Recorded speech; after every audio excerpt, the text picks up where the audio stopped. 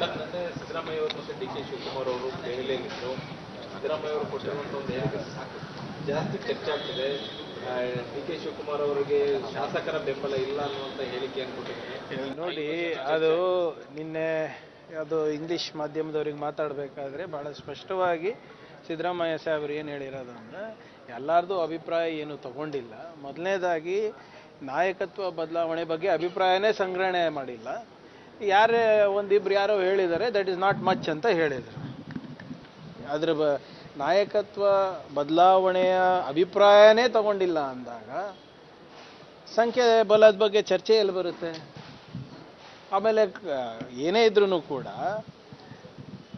ಸಿದ್ದರಾಮಯ್ಯ ಸಾಹೇಬರು ಭಾಳ ಸ್ಪಷ್ಟವಾಗಿ ಏನು ಹೇಳಿದ್ದಾರೆ, ನಾನಾಗಿರ್ಬೋದು, ಡಿ ಕೆ ಶಿವಕುಮಾರ್ ಅವರಾಗಿರ್ಬೋದು, ಹೈಕಮಾಂಡ್ ಏನು ಹೇಳುತ್ತೆ ಅದನ್ನು ನಾವು ಪಾಲಿಸ್ತೀವಿ. ನಂಬರ್ 1.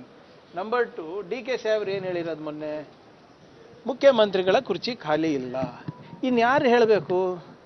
ಸಿ ಎಂ ಹೇಳಾಯಿತು, ಡಿ ಸಿ ಎಂ ಹೇಳಾಯಿತು, ರಣದೀಪ್ ಸುರ್ಜೇವಾಲಾ ಅವ್ರು ಹೇಳಾಯಿತು, ಖರ್ಗೆ ಸಾಹೇಬ್ರು ಹೇಳಾಯಿತು. ಸೊ ಇದು ಬೇರೆ ಯಾರು ಬಂದು ಏನಾದರೂ ಮಾಧ್ಯಮದಲ್ಲಿ ನಾನು ವೈಯಕ್ತಿಕವಾಗಿ ಹೇಳ್ಬೋದು, ಬೇರೆಯವರು ಅವ್ರವ್ರ ವೈಯಕ್ತಿಕ ಅಭಿಪ್ರಾಯ ಹೇಳ್ಬೋದು. ಆದರೆ ಹೈಕಮಾಂಡು ಭಾಳ ಸ್ಪಷ್ಟವಾಗಿ ನಾಯಕತ್ವದ ಬಗ್ಗೆ ಹೇಳಿದ ಮೇಲೆ ದೇರ್ ಎಂಡ್ಸ್ ದ ಮ್ಯಾಟರ್. ಈಗ ಡೆಲ್ಲಿಗೂ ಹೋಗಬಾರ್ದು, ನಮ್ಮ ಹೈಕಮಾಂಡಿಗೂ ಭೇಟಿ ಆಗಬಾರ್ದು ಅಂದರೆ ಹೇಗೆ? 5 ವರ್ಷ ನಾನೇ ಸಿಎಂ ಆಗಿರ್ತೀನಿ. ನೀವು ಕೇಳಿರೋದು ಹಾಗೆ, ಅವ್ರು ಹೇಳಿರೋದು ಹಾಗೆ. ಈಗ ಖರ್ಗೆ ಸಾಹೇಬರು ಭಾಳ ಸ್ಪಷ್ಟವಾಗಿ ಹೇಳಿದ್ದಾರೆ, ರಣದೀಪ್ ಸುರ್ಜೇವಾಲಾ ಅವ್ರು ಹೇಳಿದ್ದಾರೆ, ಸಿ ಎಂ ಅವ್ರು ಹೇಳಿದ್ದಾರೆ, ಡಿ ಸಿ ಎಂ ಅವ್ರು ಹೇಳಿದ್ದಾರೆ. ಅದಾದಮೇಲೆ ನಾನು ಬಂದು ನವೆಂಬರ್ ಕ್ರಾಂತಿ, ಸೆಪ್ಟೆಂಬರ್ ಕ್ರಾಂತಿ ಅಥವಾ ಏನು ಡಿಸೆಂಬರ್ನಲ್ಲಿ ಶಾಂತಿ ಅದೆಲ್ಲ ಹೇಳಿದ್ರೆ ಇಟ್ ಡಸ್ ನಾಟ್ ಮ್ಯಾಟರ್. ಏನಿದೆ ಡಿಸಿಷನ್ ಅದೇ ಹೇಳ್ತಾ ಇರೋದು ಸರ್. ನಾನು ಬಂದು ಏನಾದರೂ ಹೇಳಿದ್ರೆ ಅದಕ್ಕೆ ಬೆಲೆ ಬರಬೇಕು ಅಂದರೆ ಎಲ್ಲಿ ಹೇಳಬೇಕು ಅಲ್ಲಿ ಹೇಳಬೇಕು, ಯಾರಿಗೆ ಹೇಳಬೇಕು.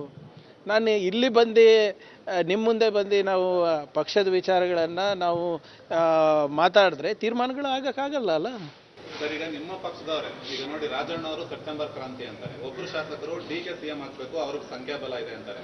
ಇನ್ನು ನೋಡಿ, ಇಲ್ಲ ನೋಡಿ, ಒಂದಿಬ್ರು ಇಲ್ಲ ಹೇಳ್ತಿ, ನೀವು ಕೇಳೋದು ನಿಲ್ಲಿಸಿ ಅದು ಹೋಗ್ಬಿಡ್ತದೆ. ನೀವು ಕೇಳೋದು ನಿಲ್ಲಿಸ್ಬಿಡಿ. ಮಾಧ್ಯಮ ಸ್ನೇಹಿತರಿಗೆ ನಾನು ಹೇಳ್ತೇವೆ, ಒಂದು 2 ದಿನ ನೀವು 2 ದಿನ ಆರಾಮಾಗಿ ಎಲ್ಲನೂ ಹೋಗಿ ಪ್ರವಾಸಕ್ಕೆ ಹೋಗಿ ಬಂದ್ಬಿಡಿ. ಆರಾಮಾಗಿ ನೀವು ನಾಳೆಯಿಂದನೇ ಶಾಂತಿ ಆಗುತ್ತೆ.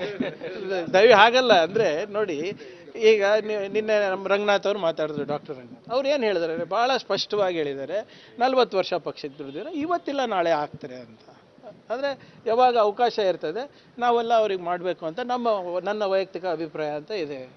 ಸೊ ಸಹಜವಾಗಿ ಎಲ್ಲರಿಗೂ ನೀವು ಎಲ್ಲಿ ಯಾದಗಿರಿಗೆ ಹೋದರೆ ಒಬ್ರದ್ದು ಬರ್ತದೆ, ಹುಬ್ಳಿಗೆ ಹೋದರೆ ಒಂದು ಬರ್ತದೆ, ನಿಮ್ಮ ಚಾಮರಾಜನಗರಕ್ಕೆ ಹೋದರೆ ಒಂದು ಬರ್ತದೆ.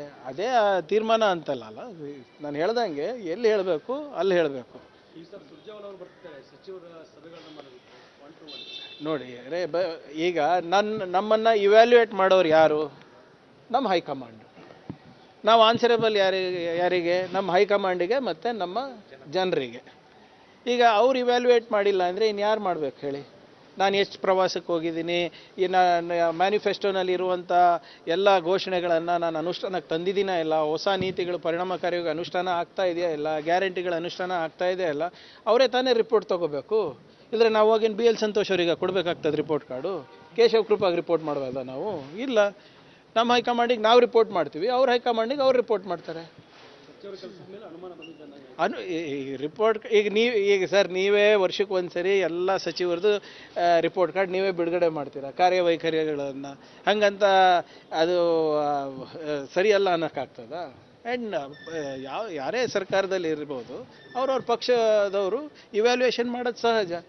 ಪಕ್ಷನೂ ಇವ್ಯಾಲ್ಯೂಯೇಟ್ ಮಾಡ್ತದೆ, ನಮ್ಮ ಮಾಧ್ಯಮ ಸ್ನೇಹಿತರು ಇವ್ಯಾಲ್ಯೂಯೇಟ್ ಮಾಡ್ತಾರೆ, ಅಲ್ಟಿಮೇಟ್ಲಿ ಜನರು ತೀರ್ಮಾನ ತಗೋತಾರೆ.